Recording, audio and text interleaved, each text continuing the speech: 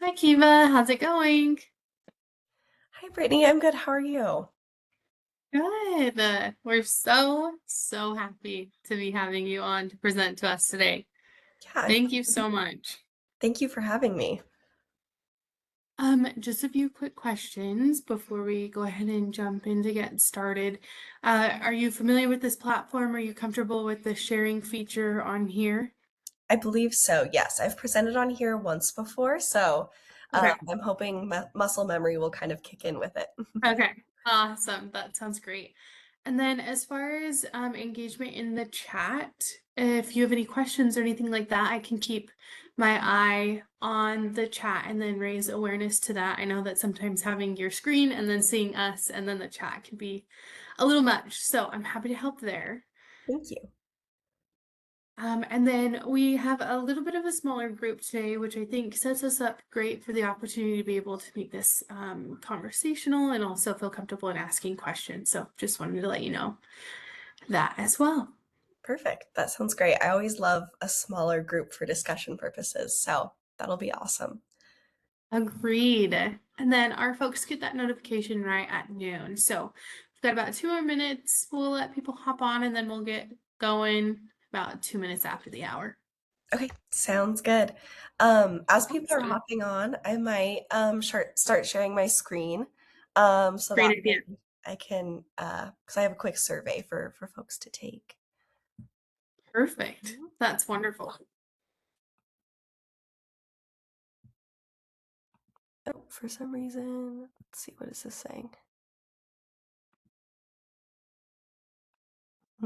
Okay. It looks like, okay, that's really strange.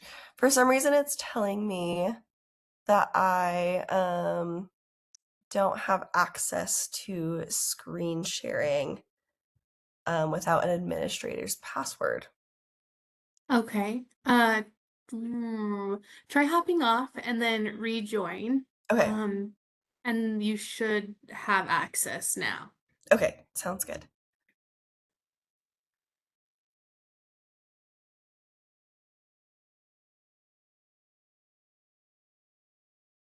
Hi everyone, thanks for hopping on. We're just going to give it a minute to give our presenter the chance to figure out our lovely WebEx platform, and then we'll go ahead and get started. So feel free to take a stretching break, grab a glass of water, run to the restroom, and then we'll get started here in just a moment.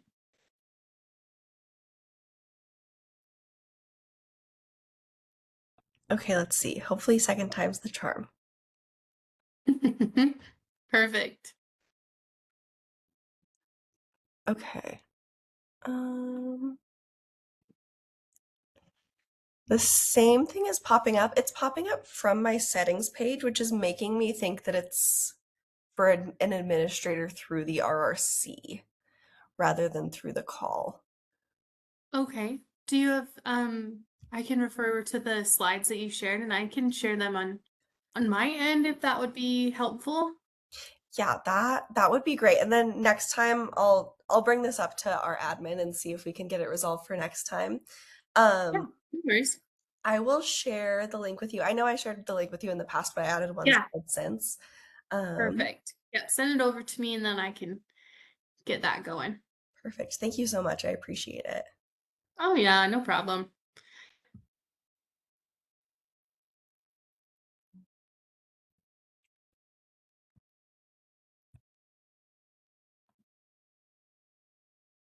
All right. Just sent that. And Perfect. Did you email me or throw it in the chat? I emailed. Perfect. Sounds good. Then we'll get going that there. Perfect. And then while you're pulling that up, in the chat, I will just share kind of our, there's also a QR code for this on the slides, but we just have a quick survey that we ask everyone to fill out if they can. There's both a pre-test part and a post-test part, um, and it's just through Google Forms. So if you could fill out the pre-test part before the workshop or as we're kind of getting started, and then keep that browser open until the end. And then at the end, I'll ask that you fill out the post-test and submit that. the reason we ask for that is it helps with not only making sure that our programming is effective, but also that um, we can use that kind of data in our grants. So that is why we ask for that. Um, I will also send it through the chat here, and the QR code is on screen as well. Okay, perfect.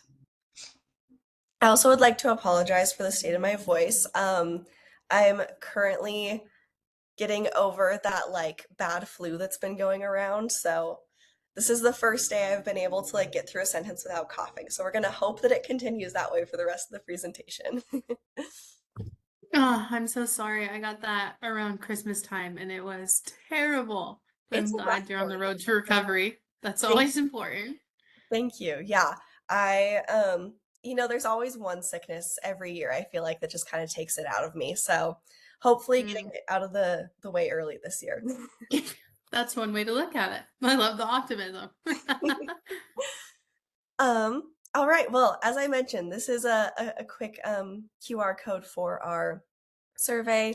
That link is also in the chat. I think that since that's all sent out, I think if you're good to get started, I'm good to get started. Yep, that sounds great. I can't see the chat on my end, so as long as you've got that pulled up, then we'll be good to go. But yeah, go ahead and take it away. If you want to introduce yourself, tell folks, where you're from and what you do, that would be great to kick us off. Absolutely. All right. So my name is Kiva Fight. I am the prevention specialist at the Rape Recovery Center here in Salt Lake City.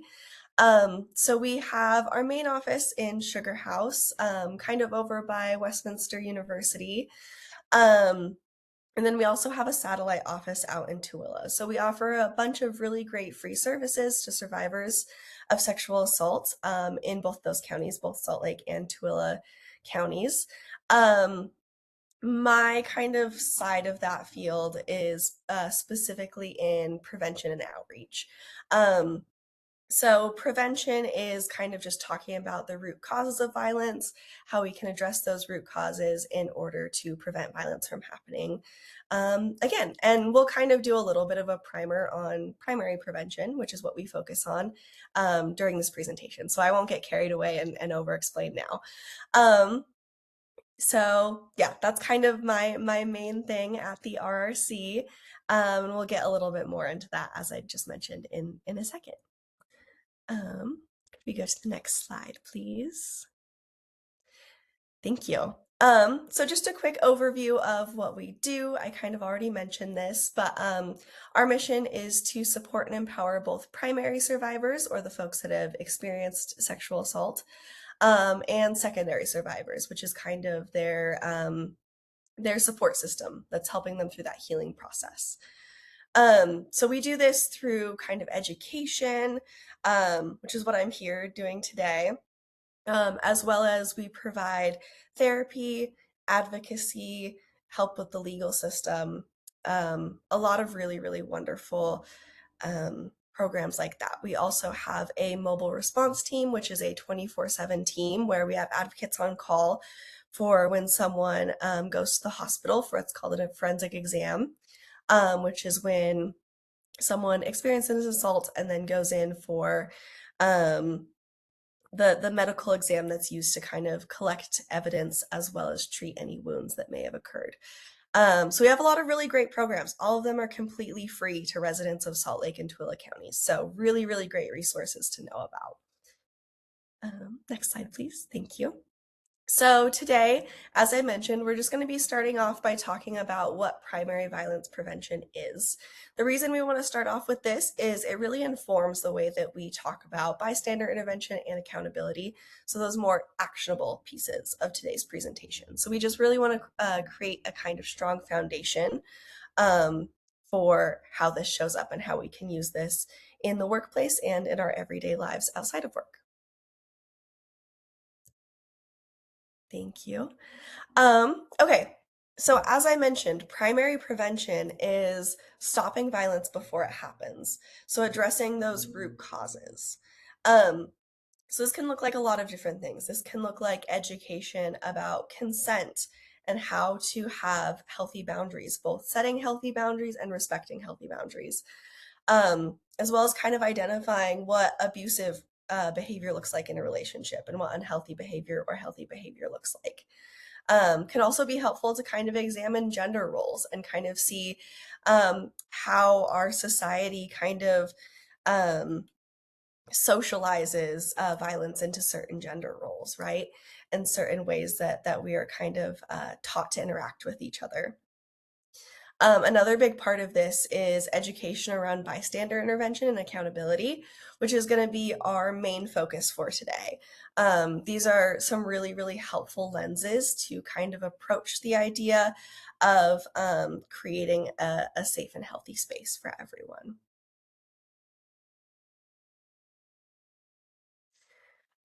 So we, again, this is just like a quick overview of what primary prevention is, but we also want to highlight what primary prevention is not, because there's a lot of really helpful ways um, to kind of have prevention initiatives. But there's a couple different types. And when we say primary prevention, we're specifically not talking about awareness campaigns. So the RRC does do a lot of really wonderful awareness campaigns. We're in the middle of one right now.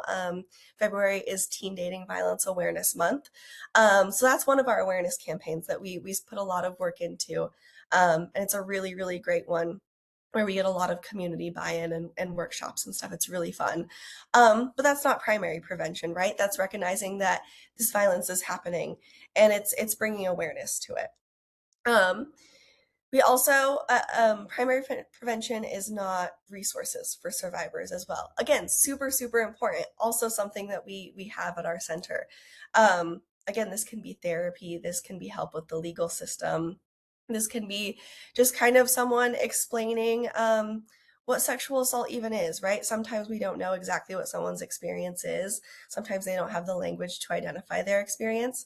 Um, so this is another incredibly important part of addressing violence and supporting survivors. That's just not what our main focus is for today. Self-defense and personal safety classes, really, really wonderful thing to do. If that's something that you are interested in, if you feel like that would make you feel safe or more empowered.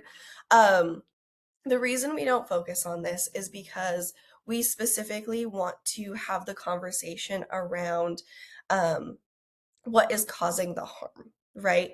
Rather than how can we prevent harm from happening to us individually? Because if we think that we have those conversations, in fact, we know based off of research that if we have those conversations around where does this stem from, that violence is just less likely to occur in the future. Same goes for rape whistles, drink covers, and other risk reduction tools. Super, super great tools to have, super amazing things. Not trying to downplay those at all. Those are just not our focus for today's conversation. Thank you. Okay. So before we jump right in, I would love to hear if anyone wants to like unmute themselves and shout out an answer or type in the chat really quick. Is there anything that you think we can do to prevent violence? When you hear the words violence prevention, what comes to mind? Education. Thank you, Diana. That's a great one. Absolutely. I I think in some occasions, even when media is like providing a lot of like violence around that is common or normal, to shout out around that is not normal. Because Absolutely. it's one of the things that in some occasions we saw that is normal, but we need to say that is not normal and we need to stop that because it's how is like the perpetration around that is come one more time is continue with the same thing. Yeah, thank you so much, Veronica. That was amazing.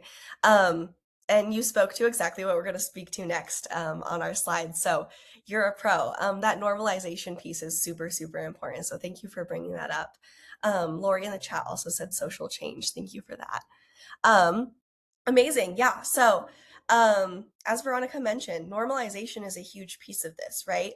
So here we have this rape culture triangle, which some of you may have seen this before. This is a pretty common graphic in the violence prevention space.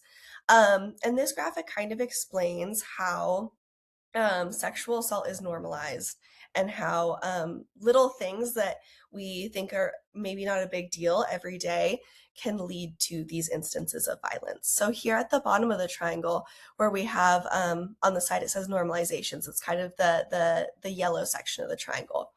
We have things that might happen that maybe we don't think are okay, maybe we don't think that they're good, but maybe we just think that's kind of how it is, right? Maybe we've just kind of always experienced things like catcalling and sexist attitudes. Maybe we kind of always just like hear rape jokes and don't really know how to address them or say, I don't think that's okay, right? Um, Things like that can be really difficult to identify and also bring up as an issue because, again, when it's that normalized, when it's that ingrained within the way that we communicate, um, and within the way that our society and our culture talks about sexual assault, can be really, really hard to kind of get to those root causes. So that's why we have this kind of graphic to kind of show how these things that are maybe seen as not as big of a deal can lead to these things that are a little bit more concerning and then up to full-on violence. Does this kind of graphic make sense to everyone? Amazing. If anyone has any questions throughout, like, please feel free to shout them out or put them in the chat, whatever works best for you. We can go to the next slide now. Thank you. I do think, like, just a comment on this is Mhm. showing how things start, maybe start something that's a lot smaller, but then, if it's not stopped or addressed down below, then where it leads to it. And I just think that that goes to show the importance of, taking these things seriously when it does happen, no matter if we think it's significant or not. So, and I'm sure we'll talk about that, but I appreciate you bringing that up. Yeah, and thank you for bringing up the kind of significance piece of it, right? Because again, when we just see these things or when we think that maybe there's nothing we can do individually to stop these things from occurring, um, those kinds of little things I mean, they're not little things, but they might feel like little things at the bottom of the triangle, and they might feel insignificant. Um, and so thank you for bringing up that might kind of be a way that people feel about it, and just kind of reframing that can be super helpful. Um, okay, so that's kind of the idea of rape culture. And on the flip side, we want to present this idea of consent culture. So consent culture is, again, just kind of the opposite side of the coin. Within consent culture, everyone is empowered to talk about what they're comfortable with, what they're not comfortable with, and what they want and what they don't want. Part of this is also believing survivors.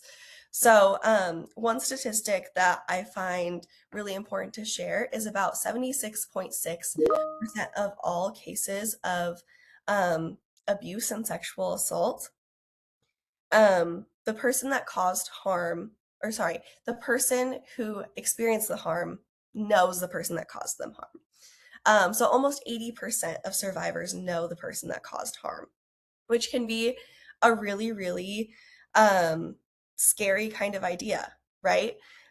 Scary statistic to hear. And it can make it hard to believe someone's story sometimes, right?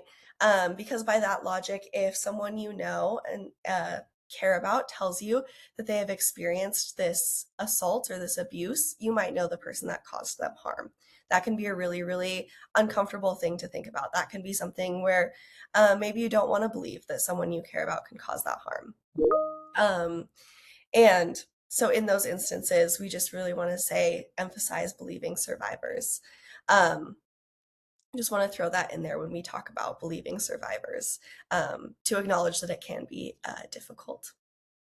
Consent can also be an everyday practice. So a lot of time when we hear the word consent, we just think about sexual behavior, but it can actually be everything. It can be asking to borrow someone's phone. It can be asking to give someone a hug. It can be allowing your kid to choose if they would like to give grandma a kiss or a high five when she comes to say hello. Um, So it's not just about sexual behavior. And if we are able to incorporate that kind of mindset of asking consent into every aspect of our life, it'll be easier to avoid instances of violence as a larger society. Within consent culture, consent communication is the norm, which makes consent a lot easier to talk about. It makes rejection less scary, and it makes kind of conversations about boundaries and boundary setting less intense and more approachable for everyone. So that's a quick overview of consent culture. Here's how you can use it in your everyday life. So as I mentioned, this could be about physical touch. The way that I like to illustrate this is I come from a family of huggers. We're all very physically affectionate people. And my roommate doesn't. She's just not really like a very huggy person. And so sometimes if, I am coming home and like maybe I was gone for the weekend and I'm really excited to see her and I want to give her a hug, I'll just be like, "Hey, can I give you a hug?" And she started to realize that like physical touch is something that matters a lot to me. It makes me feel very connected. So she started saying yes more often because she's gotten a little more comfortable with it. But when she says no with it, I just say that's totally fine, right?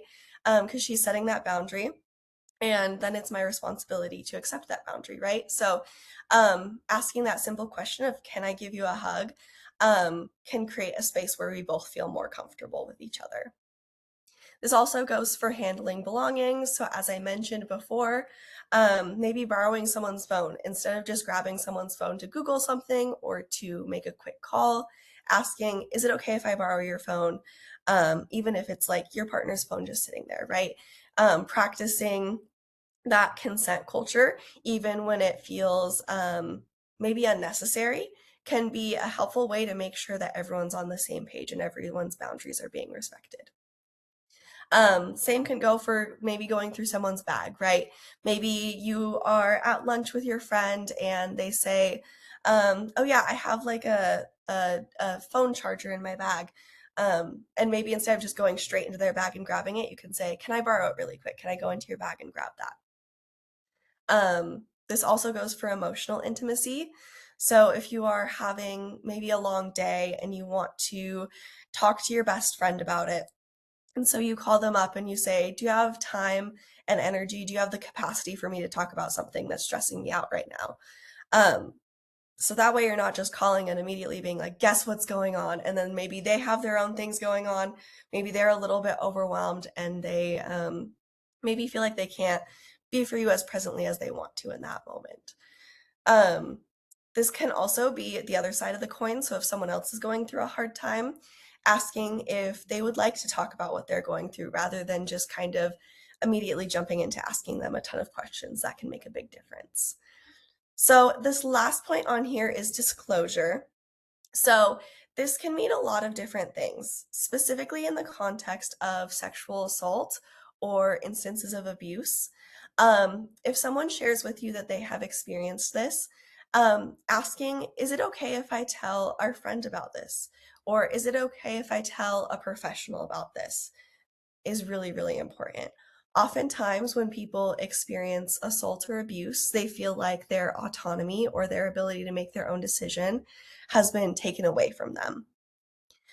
So by asking if it's okay to share this information, even if it's with a professional, right? Even if it's with an expert, um, it's super important to ask that first and make sure that they are comfortable with that. Same goes for like asking if someone feels comfortable reporting something together rather than just reporting it. Just a small caveat on this is that in the state of Utah, everyone is a mandatory reporter for minors and vulnerable adults. So those particular questions under the disclosure section here, while it's obviously important to tell even someone that you mandatorily have to report, like, hey, just so you know, I have to report this. This is who I'm going to report to, so they're in the loop. These questions are really only applicable for when those mandatory reporting laws are not applicable in that moment. Thank you. Okay, So there was kind of our overview of what primary prevention looks like. Before we move into the next section, actually, it might be more efficient if we just do questions at the end. So if you have any questions on that, please just like write them down real quick and make note of them. We can circle back to that at the end. Okay, so our next section is going to be on recognizing harm and how to be an effective and helpful bystander. So could go to the next slide, please. Thank you. Okay, so harm can show up in a few different ways. So it can show up as someone physically appearing uncomfortable. Maybe they look uncomfortable at a party. Maybe someone is putting their arm around them and they don't seem to like that. Or maybe someone is kind of getting in their face and talking to them. They are maybe avoiding eye contact with that person, kind of angling their body away. Body language can tell us a lot about how someone is feeling in that moment. Um, can also look like someone repeatedly offering someone substances with the intention to get them intoxicated, right? Um, so this doesn't mean that if you and a group of friends go out to the bar to celebrate a birthday and your friend buys you a birthday shot, that doesn't mean that they're trying to cause harm, right? This is an instance where maybe you can kind of pick up on someone maybe being pushy about how much they are trying to get someone to drink. Maybe it's a stranger at a bar and this person just doesn't really seem like they want to be talking to that person, doesn't seem comfortable accepting a drink from that person. That's also how harm can show up as. Can also show up as someone continuing to pursue someone after they've said no, right? So one way that I always use this as an example in our high school classes, but I feel like every year, fewer and fewer people, fewer and fewer students have seen the Star Wars movies, which shocks me because I'm like, I thought they were just like so iconic and evergreen. I never thought that they would like stop being cool.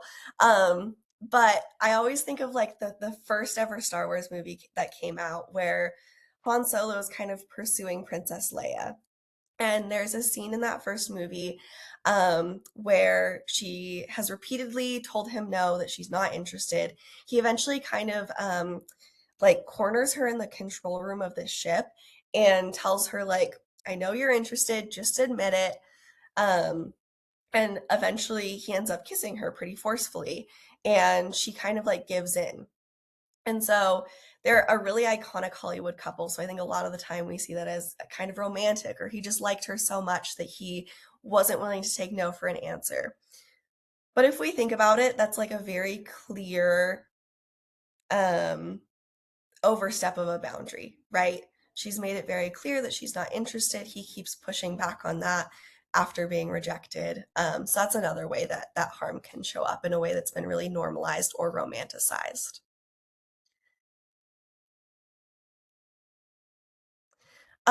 So harm can also show up in dynamics where there is maybe one person has more authority over another person. So in the workplace, this could look like a boss and an employee, right? So if someone has some form of power or control over another person, the person who doesn't have that power and control, the person who in that hierarchical relationship is maybe on the lower rung, um, may not feel comfortable setting those boundaries, right? May not feel comfortable saying what they want or don't want. And that makes consent really, really difficult and sometimes impossible to give in these situations. Um, Additionally, outside of that kind of power dynamic type of relationship, there are also some social scripts that we, again, have really normalized in our society that can mask these harmful behaviors. One of those is that example of Han Solo and Princess Leia I just shared, right? Where maybe we are told that men are supposed to kind of like chase women, right? They're supposed to be in this like pursuing role. That's one social script that, while I do think it's kind of becoming less of the norm, less normalized, it's still something that shows up and still something that can really mask those harmful behaviors. Okay, So again, like I said, we'll be talking about the bystander effect. Does anyone want to define the bystander effect for us?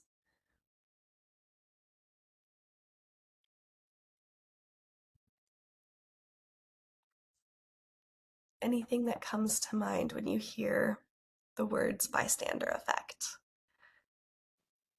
I think for me, it's just like um, if someone, like a complete stranger, reacts a certain way, it really kind of sets the tone for people around you.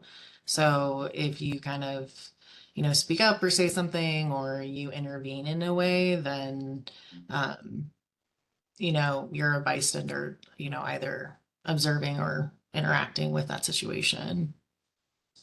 Yeah, thank you, Lori. That was awesome. Yeah. We can go to the next slide now. So that was a really, really great description of the bystander effect. So the bystander effect is essentially that. I feel like if I was to share my definition, I would just be repeating what you said. So um, we'll stick with that. That was awesome. This can show up in a lot of different ways, or there could be a lot of different aspects that go into play when the bystander effects occurs. So sometimes this looks like the diffusion of responsibility. So diffusion of responsibility is when someone looks around, maybe sees something is happening, they look at the other people that are bystanders in that situation, and they say, well, no one else is doing something. Um, so maybe it's not as big of a deal as I think, right? Or maybe it is a big deal, but if everyone else here sees it, someone else is bound to do something about it, right? So that's how diffusion of responsibility can show up. Social evaluation is another big thing. So we are all kind of hardwired to really care about what people think of us. Which of course I know is something that like we're told like it doesn't matter what other people think, and ultimately yes, that is true, but our brains don't know that, right? And so it's really natural for us to kind of weigh what will people think of us in this situation. If no one else is doing something and I do something, am I going to stand out in a bad way? Am I going to make myself a target for maybe ridicule? So social evaluation is another big part of the bystander effect. So is ambiguity or unfamiliarity.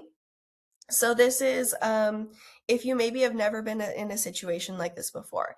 Maybe you've never um, really thought about what you would do if you saw maybe an instance of violence happening, or maybe saw someone in your social group talking to someone in a really rude or abusive way, right? Maybe you just have never really considered what would I do in this situation. It's an unfamiliar situation. Um, the last one here is perceived cost to self. Um, so again, this is just kind of if you again, our brains are really hardwired to weigh the pros and cons of situations, right? It's a survival instinct. And so part of this is recognizing if I do something about this situation, if I stand up in this situation, will I be making myself a target? Right? Will I be putting myself in danger in some way? And this can be social danger, right? Because as I just mentioned, social evaluation and social value is something that like really does matter in our brains. Or it could be like bodily harm, fear of bodily harm, right? So that's also how that cost can show up. So yeah, this is how kind of the bystander effect can come into play, is there's a lot of different aspects that can affect it all at once. Thank you. Okay, so if harm is occurring, we kind of have a step-by-step process that we recommend. So starting with noticing the incident.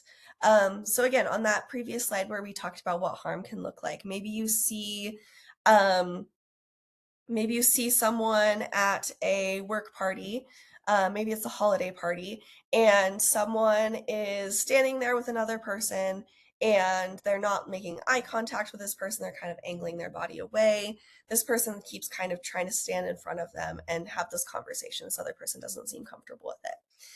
That would kind of bring you to step 2, where you can kind of interpret that as harmful. You would say, does this person look like they are uncomfortable or in danger in any way? If the answer is yes, then step 3 is assuming the responsibility to do something, which leads to step 4 of knowing how to help and step 5 of taking action. And I know that those steps can be really, really daunting. So on our next slide, we can kind of get into what to do when you do notice that those things are happening, if a harmful event is happening. If we could go to the next slide, that would be great. Thank you. Perfect. Thank you. Okay, so we have what we call the 5 Ds of intervention. And I have like these written in my notes app because I just think that they're so helpful. So we have distract, delegate, delay, direct, and document. So these are a few different ways because every situation is different, right? There's not one tried and true method that'll work every single time when harm is occurring. So these 5 different methods can kind of offer different alternatives for you to kind of weigh depending on maybe what that perceived cost of self is, or what the other environmental factors at play are. You can kind of choose what feels like the best one in the scenario and move forward from there.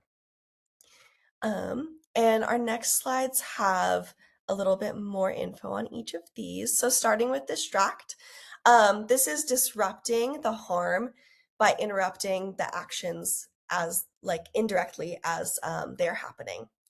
So an example of this is, again, if you're at that work party, someone seems uncomfortable and this other person is being kind of pushy talking to them. Maybe going to the person who's being a little more pushy and saying like, hey, do you know where the bathroom is? Do you know where that happens to be? Just trying to find my way there. Or maybe going to the person that seems uncomfortable and being like, hey, can you help me grab some ice over here? Need an extra hand. Those can be helpful ways to kind of interrupt the harm from occurring further. So on the side here, we have a few more details. This can be asking for directions, maybe dropping or spilling something, finding a way to kind of directly get between the people. So again, that could be kind of like the, hey, can you come help me grab this?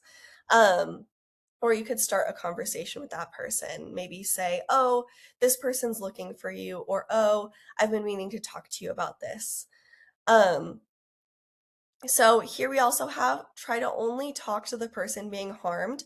Again, this is every situation is different, right? So it's most ideal to talk to the person who's being harmed, especially because that kind of gives you a opportunity to later on check in on them and see if they maybe need support, need a hand later on after the situation has been de-escalated. But sometimes if you know the person who is causing harm more directly, maybe it's more helpful to directly go to them and be like, hey, I need to talk to you. Either way, we recommend not talking about what is going on in that instance and instead talk about something completely unrelated. So again, I've been meaning to talk to you about this thing, or can you help me grab this cake to bring to this table? Stuff like that. We can go to the next slide. Thank you. Okay. So our second option is to delegate. So in this situation, you can explain what's going on to a third party clearly and directly, including what you think they specifically need to do in this situation, right? So maybe you, in this work party scenario, maybe the person who is uncomfortable, you don't know very well. But you know that they are friends with someone who you work pretty closely to. So maybe going to that person who's their friend can say, and you can kind of call upon their help as someone who's a little bit closer to that person, right? Be like, I'm noticing that your friend seems a little uncomfortable in this situation. Would you feel comfortable like going over there and kind of asking if they can help with this, right? Maybe they can use the distract method in that situation. Can also be helpful to kind of get someone who has more authority in on this, right? So maybe you ask your boss, hey, this person who works on our floor is talking to this person, seems really uncomfortable. Would you be able to kind of go over and help in this situation? If there's ever any emergency, whether that's physical health, right, medical emergency, or there seems to be any mental health emergency occurring, 911 is always the place to go for that. That can also look like asking another person to call 911. If possible, it is best to check in with the person who has caused the harm before calling the police in case that's something that they are not comfortable with. Thank you. Okay, so another option is to delay. So if you are in that situation and you can't quite tell if an incident is harmful or not, maybe it's not safe to intervene or maybe not possible to intervene, you can delay that response, right? So maybe afterwards you approach this person and you say, hey, during this party, it looked like you were pretty uncomfortable talking to this other person. I noticed that you were kind of exhibiting this body language. Are you okay? Can I do anything to support you? If you maybe see a more direct incidence of violence, saying, I witnessed this happening, wanted to offer support, here are some specific resources, right? You can also help offer to accompany. That's a really great way to help someone. So if they have experienced violence and maybe want to go report that to police, maybe that feels really daunting to do that on their own. So offering to accompany them can go a long way. If you document the incident when you are kind of like waiting and delaying the response, you can let them know that you've documented it and ask them, what do you want me to do with this information that I have taken note of? Thank you. There's also direct intervention. On this one, we really want to emphasize this is only an option when it is safe, right? So we want to ask before deciding to directly intervene in something. Are you physically safe in that situation? Is the person being harmed going to be put in more danger if you physically intervene or directly intervene? Does it seem like that will escalate the situation or cause emotions to be higher? Does the person who is being harmed seem like they want someone else to speak up, or would they prefer maybe that delay response? And by keeping this intervention succinct and more specific, can help any further escalation from occurring. So this can be something like, hey, that's not okay. You need to stop that. That's not appropriate. He's not comfortable. Please leave him alone. Those types of jokes aren't okay. Or asking the person who is in harm, are you okay? Should I get help? Sorry, I'm trying to keep my voice strong here. Okay, as I mentioned on a previous slide, documenting can be super helpful. So documenting in general can be really helpful if none of the other options are available to you, then documentation can work really well. If someone else is already intervening, documenting can kind of help back up that story, right? Help understand or paint a full picture of what was going on in that situation. Before you share the information that you documented with anyone, it's best to make sure that the harmed person is aware that you have that documentation, what it is exactly that you wrote down, videoed, whatever it was, whatever form of documentation occurred. And if they don't want you to share it with anyone, to not share it with anyone. Again, we really want to practice consent culture in every way. So this is one way that we practice consent culture, is only sharing that if that person is comfortable with it. Thank you. Okay, so let's see. We have like 4 more minutes. Okay. We have a few scenarios here. I think for the sake of time, we may skip past them for now, just since we have a few minutes left. Um, And we're so okay. I mean, if anyone needs to hop off right at that 12:45 mark, then you're more than welcome to. But I think for the sake of the content, but also really driving the this home, I mean, it's fine to do one or two examples if you're comfortable with that.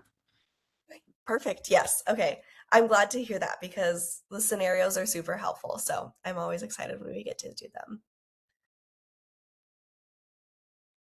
Thank you. Okay. So again, here at the bottom of the slide, we have the 5 different options of how to intervene as a bystander. So our scenario here is at work, you notice one of your colleagues from another department has been flirting with a woman in the office. Within earshot, your colleague mixed up my lines there. Your colleague starts confidently making some rather explicit sexual jokes in a flirty way towards the woman, who begins to look a little uncomfortable. One time, he comes up behind her and starts giving her a shoulder rub without asking. She quickly swats his hands away. Would anyone like to share which of these 5 responses they would feel comfortable using? No right or wrong answer. This could look different in any situation.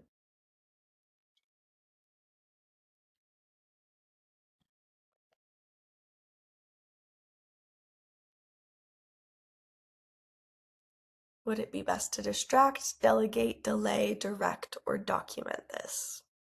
Or maybe a few of both, maybe mixing some. Distract. Okay, amazing. Seeing a lot of distract? Absolutely. Mm-hmm. I also think an important part of it would be to document it as well. Absolutely. Yeah, thank you for bringing that up, Brittany. Particularly in a workplace scenario, right? Something like this would be needed to be reported to HR, right? So in this situation, documentation is particularly important. It looks like a lot of the chat is saying that as well. Also, a lot of distract. Heather said, ask her to help you with something to get her out of the situation. Absolutely. So maybe saying, hey, I need to go grab this from the copy room. Could you come get this with me? And maybe when you're in the copy room, being like, I noticed that you seem uncomfortable in this situation. Is there anything I could do to help with? Do you need me to tell anyone? Or would you feel comfortable kind of documenting this to HR with me, right? That could be an approach to take in this situation. Absolutely. Thank you. Okay. So in this situation, you are getting drinks with, let's say, some work friends. When you notice that a woman is at the bar and getting hit on by someone your age. Um, and we'll kind of just say that everyone in this scenario is the same. Yeah. Looks like age is not a factor in this scenario. So we'll just say everyone's kind of the same, around the same age in this.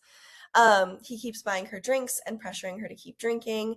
You notice she keeps moving to a different part of the bar, but the man follows her each time and continues to buy her alcohol. She looks uncomfortable and keeps trying to politely turn him down. Eventually, the guy asks if she'd like to go home with him. So again, which of these responses at the bottom of the slide would you feel most comfortable, or would you feel would be the best response in this scenario?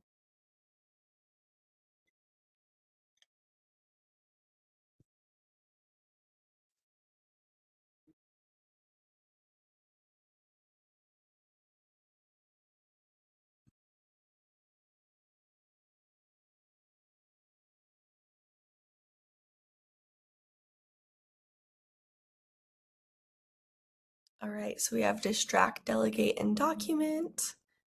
Absolutely, yeah. Yeah, so maybe similar to the previous situation with distraction, maybe asking like if she would be willing to help out with something really quick, right? Maybe she'll kind of I don't know, like I've definitely seen situations where myself or my friends have seen a girl at the bar who seems uncomfortable. Even though we don't know her, we can tell that she maybe needs some help in that situation, and she can tell that that's why we're approaching, right? And so she feels comfortable to kind of be like, okay, yes, I'll go help with something. And that kind of gives a situation to step away. Absolutely. Delegating, maybe that could be bringing up to the bartender, hey, this person seems uncomfortable. Is there something you can do to kind of like create some space here? Document absolutely as well. Yeah, a bouncer in security is also a very helpful kind of resource in that scenario, right? And yeah, very similar to a bartender. That's someone that has a little more authority in that situation, right? Can maybe if the person who's making that other person uncomfortable has maybe had a bit too much, maybe the bartender can be like, enough for now. Maybe the bouncer can be like, it's time to head out, right? This person is uncomfortable. Those are really important people to kind of reach out to in those situations. Absolutely. Thank you. Okay. So one unfortunate part about being human is that we will cross other people's boundaries. People will cross our boundaries. Sometimes they'll be big, sometimes they'll be small. That's just how it goes sometimes. So it's important to know what to do if that occurs. So if your boundary has been crossed and you feel safe and comfortable, and we really want to emphasize this is if you feel safe and comfortable, you can address it with that person individually. Maybe it was a miscommunication. Maybe they didn't realize that they crossed your boundary. Maybe they didn't realize you were uncomfortable in that situation. And having that direct conversation can be really helpful for both of you. Can also be helpful to discuss with a trusted person.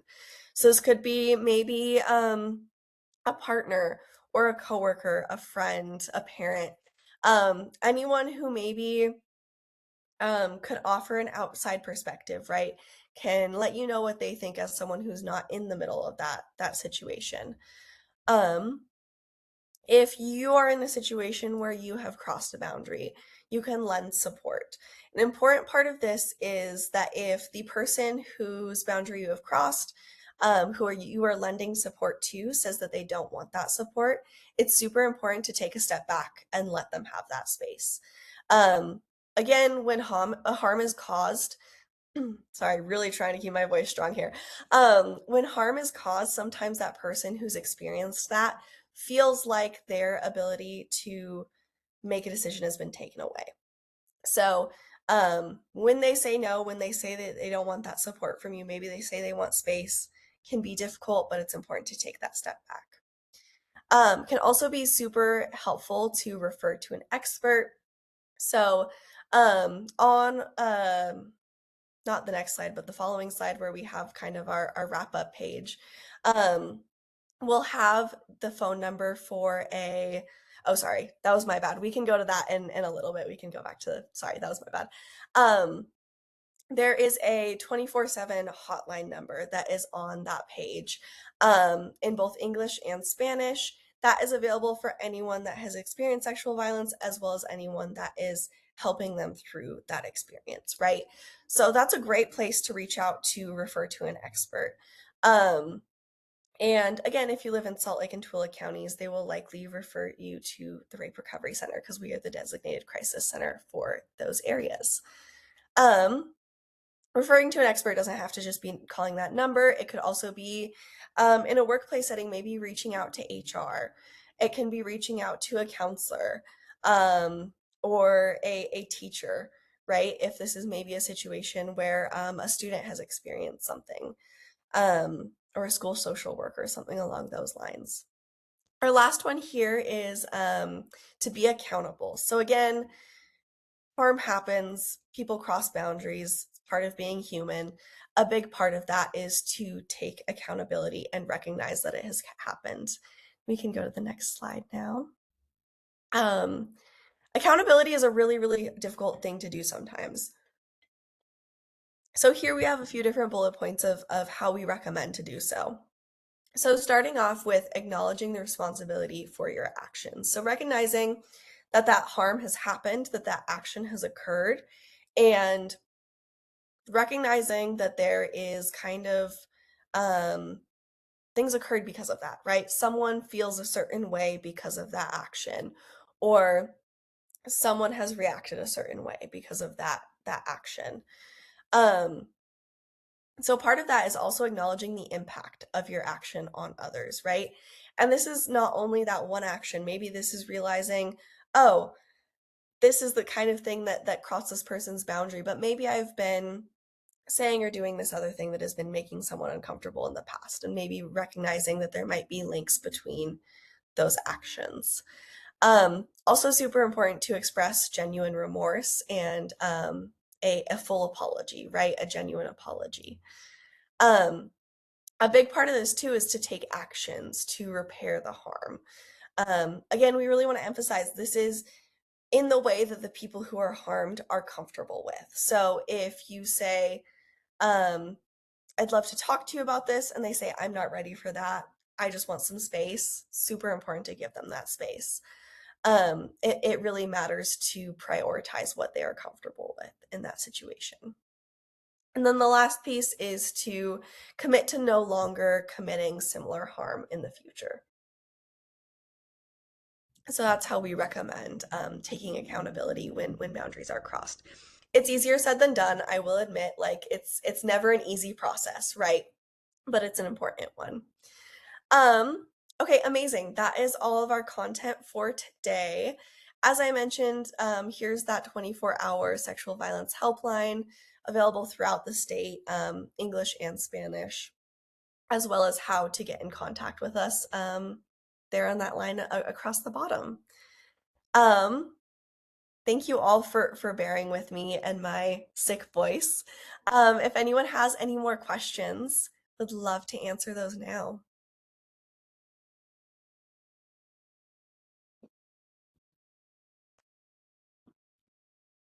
Yeah, anybody have any questions that they want to plug into the chat or unmute yourselves? Now would be a great time while we've got Kiva's attention. And while folks are maybe thinking that over or typing up, I do want to thank you so much for your time and expertise with sharing this conversation with us today. We want to bring this, we started bringing these conversations to our workplace last year, where we started off with our partnership with you guys, and we're building upon that and bringing you guys back here to continue this conversation about building a culture of care and all of the things that go inside of that, right? Bystander intervention and doing that safely, but also understanding the resources that are available to ourselves, but also for our populations that we serve, since we serve those Salt Lake County individuals. So really, really important. So thank you so much for approaching this topic with grace, and also providing a space where we feel comfortable in addressing this. It's really awesome. Thank you. Doesn't look like we have any questions coming through. I Just just lots of thank yous. Oh, Veronica, go ahead. mention something because when I came here, I'm from other country, so and I was like in my youth time, my 20s, and something that I found is that it's important to find in groups, and in this moment, I think so everybody has at least one young people in our family, is to find people that they are carrying around us, and I found it with a gay group actually, and when we are like going to parties or bars, always like the amount of people that we are inside of the bar is the amount that all the group that is get out to the place. And even if somebody was with somebody, so we ask if he wants to continue with the person or if we can wait for the person. So in that form, we are taking everybody cares, and the majority were male, more than female. And in that way, perhaps for my mom, in some occasions, it's like, perhaps somebody can pass about the situation because you are under alcohol.